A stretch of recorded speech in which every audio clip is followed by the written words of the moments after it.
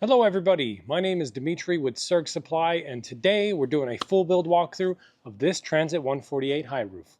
Let's dig right in.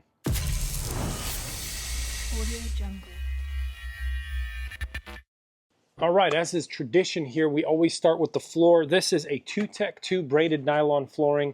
It's a little bit on the pricier side, but it really does a great job in creating a beautiful, but also very weatherproof, very waterproof, and very comfortable floor to walk on. So 100% would recommend this if your budget allows it. As far as fitment and trim, we did something a little different. On the back, we made our own threshold. We cut it short of the factory plastic here. I'm gonna point you guys down real quick so you can see what I'm talking about. We cut it short of this plastic because we still want access to the spare tire if we need it. And I'm actually gonna take you around to the front here, and I wanna show you what we did for the entryway. This is just the factory step, and all we did was lift it and place it back on top of the floor. The way we did it was putting 2 layers of floor, the same thickness as the 3/4 plus 1/2 inch here. We put it underneath there, shot it to the spacer, let's call it, with the original screws, and everything buttoned up really quite nicely. I have to say, if you're looking to extend your floor somewhat or lift it, you can always reuse the factory plastics. And shout out to the customer who owns this van. He actually linked me to how to do that with a forum link, and I think it came out pretty spectacular. Moving on to walls here, this is our standard wall panel kit, upholstered in gray mix. This is a marathon tweed with a foam layer underneath it, and we even had the Go Code upholstered as well. So shout out to Go Code for getting that beautiful gray mix tweed upholstered on those trims. They also upholstered the backside. So if you look at these right here, there we go. All of that is a nice gray mix. It's got a little bit of cushion to it in case you bump your head. And of course, we did the black oxide hardware to finish the whole thing out. Let's talk a little bit about the elephant in the room, these trim rings.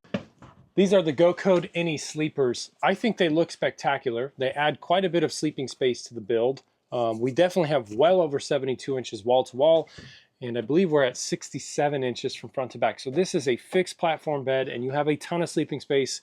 And we did do the Go Code Any trim. I have to say, I need to be completely transparent here. If you're a DIYer watching this video and you're thinking about doing the Go Code Any with a bunk window, it was very difficult, even for us to do. It added probably 2 or 3 weeks of time to the whole project just to get it to trim out. Of course, we try to get CNC files so that we can do a perfect flush transition on both sides, but there's a lot of inconsistency, I will call it. And if I'm going to give any advice to those of you looking to do these Any sleepers for your own project, you'll notice behind me there's a black hex trim ring that kind of overlaps the walls, and it overlaps into the trim space a little bit. If you're going to DIY your walls, just make your cutouts for your windows about 1.5 inches smaller, and it will cover all of your sins there. So that being said, yes, it was pretty difficult to do. I would say on a DIY friendly scale, 1 being extremely DIY easy, 10 being extremely difficult, this was somewhere in the 10 to 12 range. It was really hard, but this could all be solved by just doing a larger overlap on your walls if you're looking to do it yourself. So other than that, I'm going to flip you around. We also have these Go Code trim rings as well. Check this out. These guys are pretty sweet. One thing to note here is that the standard countertop height on most builds and bed height actually is going to overlap into your trim ring area a little bit. So what we did was some very simple black hex ply fillers with a thick neoprene foam on the back side. And I'm going to take you around, show you something creative we pulled off here. If you look through the windows, you'll actually see the ugly back end of the cabinet. But what we did was we took a little bit of that extra gray mix and we stapled it to the back of our black hex piece here, so you cannot see anything back there. Moving on to ceiling, this is our standard ceiling kit in pre-finished maple. This is featuring the new aluminum braced version. If you've been watching our videos for a while, you know that the Transit ceiling kit used to have wooden furring strips. That's a thing of the past, so now all of these are machine screws riv nutted into both factory holes and new holes made in the ceiling. This is cut to be compatible with the Go Code. I'm going to step back and talk about something important. If you're looking to build out your Transit and you're wondering whether or not you want the Go Code or something like it, if we don't have this piece here, the ceiling curves pretty harsh down. to meet this headliner. But because we have this Go Code trim, ceiling end's flat, the whole ceiling is flat, and I can mount cabinets everywhere. It really solves a lot of problems. You can definitely DIY something like this if you don't have the budget to spend on the Go Code, but it's a really neat piece that helps out a lot with the ceiling. Max air fan in the front, of course. We always do it in the front to suck out hot air from the windows. And then he has a 120 volt air conditioning unit in the back. This is the Houghton Bel Air, I believe, the 2800 series. This thing works great, and it even comes with a heat pump if you ask for it, so you can have a heater and an air conditioner all in one. Of course, these items do come with their own remotes, so if you need to grab them, use your air conditioning or fan on the fly while you're in bed, it works out. But really beautiful finish on the ceiling. 12 volt LED puck lights on dimmers as well, and of course the black oxide hardware to match. Let's talk a little bit about power. As you may know, we build all of our own power systems in-house. Let me help you guys out with the lighting here. Bam. We build all of our power systems in-house because we have quality control. We have control over knowing exactly every cable that goes into the kit is rated properly, works well, connected properly. It helps us really feel confident pushing these builds out, knowing that nothing is going to happen on the road. But in this case, this customer, who I might say is very well educated, probably has an engineering background, has definitely done his research. He wanted to go for the Delta Pro 3. He insisted on it. We said, yes, all right, we'll install it. We gave our caveats and our liability releases. He agreed to it. But overall, I'd say a lot of care was put into putting together the power system for this Delta Pro 3. He's going to do an expandable battery, and if you saw in the beginning of the video, you'll notice a much deeper driver's side wheel well cabinet and a much shallower passenger side. The reason is there's really nowhere in a van to put a Delta Pro 3 in a wheel well box because that wheel well is going to obstruct just about everything. So the Delta Pro 3 is currently sitting in front of the wheel well. All the electricals mounted down there. I'm going to take you guys down and show you how we did it and give you a little inside look on what we kind of put together for the electrical. Here she is, folks. This is an EcoFlow Delta Pro 3. It's strapped and anchored in place, and we've got it set up for shore, solar, and DC-DC charging. In the corner there, you might see the EcoFlow 800-watt charger. More on that in a little bit, but each of our builds comes with these motion-activated lights, makes it really easy.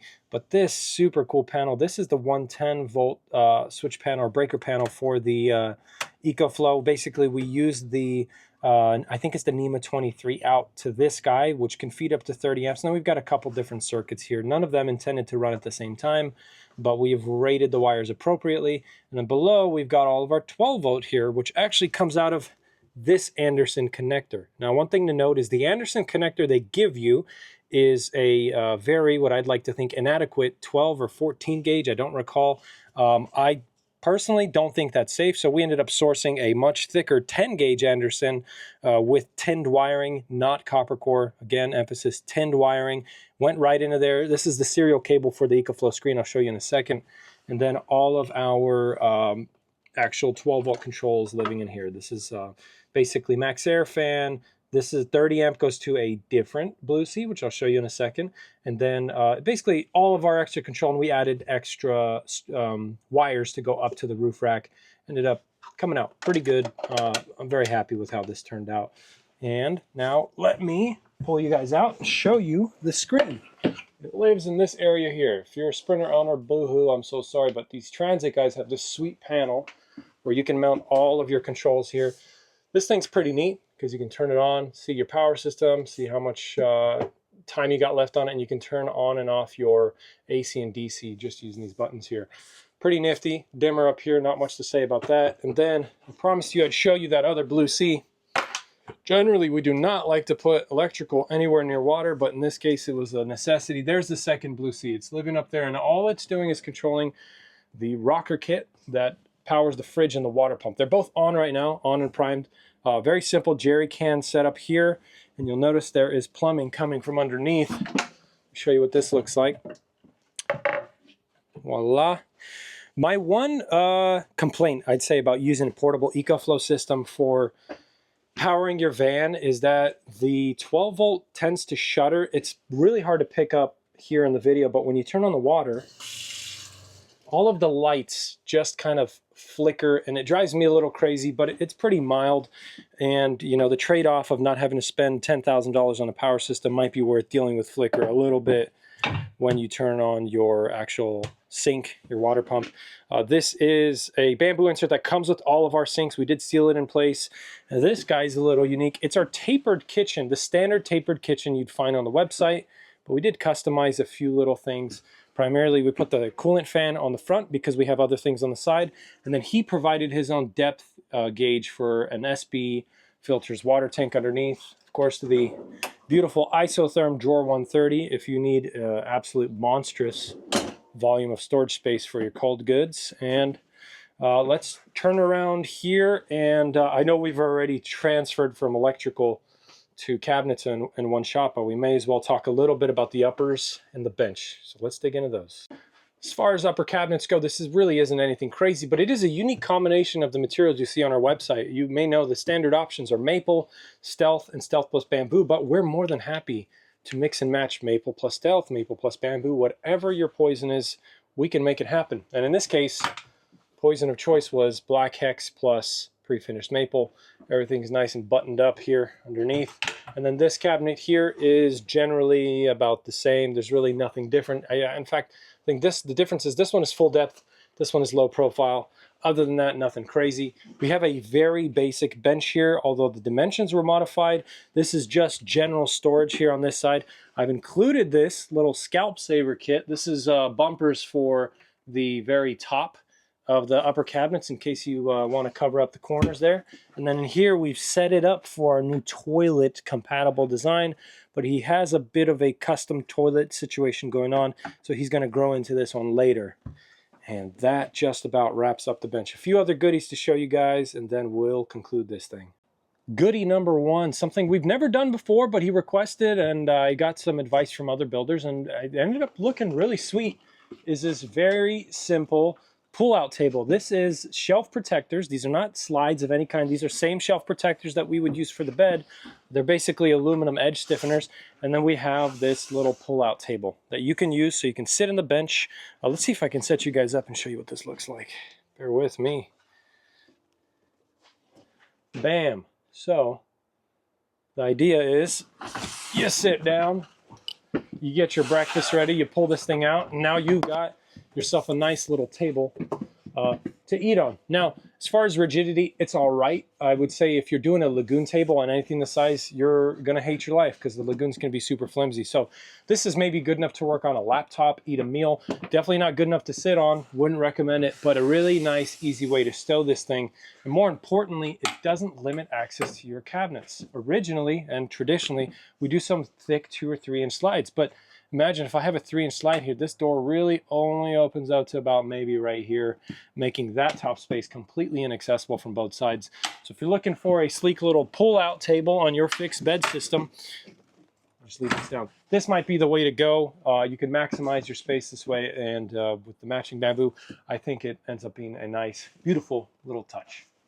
I mentioned a few things about circuits on the AC. These are GFCIs that he provided. I'll be honest, we do GFCIs on everything in a van. I know in a home, they're really only supposed to be around wet appliances, as they call them, or wet areas, your kitchen, your bathroom. We put them everywhere. The stove as well, for instance, is GFCI protected. It quite literally just plugs into that GFCI back here.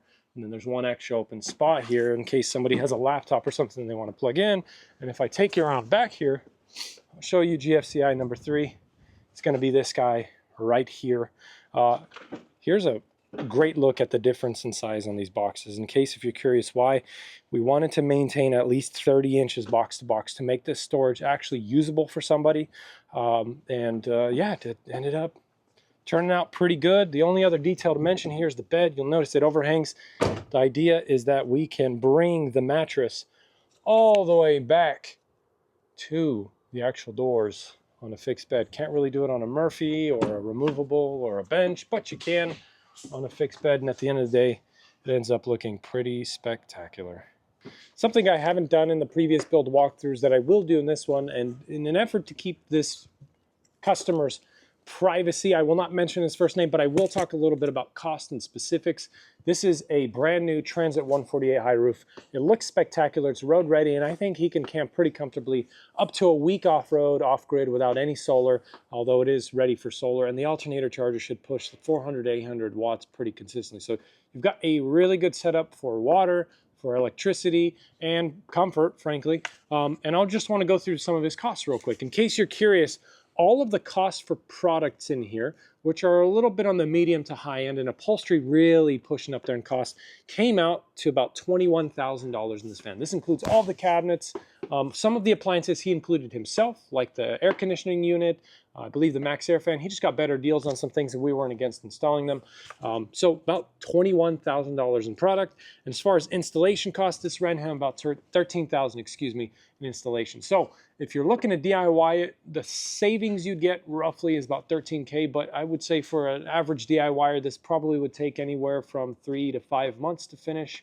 For us, it would have been probably 2 to 3 weeks, but we really ran into a lot of trouble with the GoCo, and it pushed it well past a month for us. So overall, everything considered, all the add-ons, including some exteriors, all the interior floor labor, you name it, piled in, this thing came out to, drum roll, you don't have to do drum roll, Josh, came out to about $38,000 for the full build install. So if you consider buying a van for $60,000 and having an installer put in products like this that are meant to go in a little easier and modular, you're looking at well under $100,000, depending on what kind of a deal you get on the vehicle. So if you're a prospective buyer and you're looking to get into van life, maybe this isn't in that $250,000 range like you thought, and you can get a really spectacular, highly functional build like this for less than half of that. So in any case, this just about wraps up this full build walkthrough. If you guys have any questions on anything we put in, how we did something, or why we did something, please feel free to drop the question down in the comments. If you have a build you're working on and you want to show your progress, please feel free to join our Facebook community group at facebook.com/Serg Supply. We would love to interact with you there. And of course, if you're looking to purchase any products for your own DIY build, use code YT25 at checkout. It's just for YouTube viewers. It's a little gift from us. So in any case, thanks for watching this full build walkthrough. I hope you enjoyed it as much as I did. As always, happy building.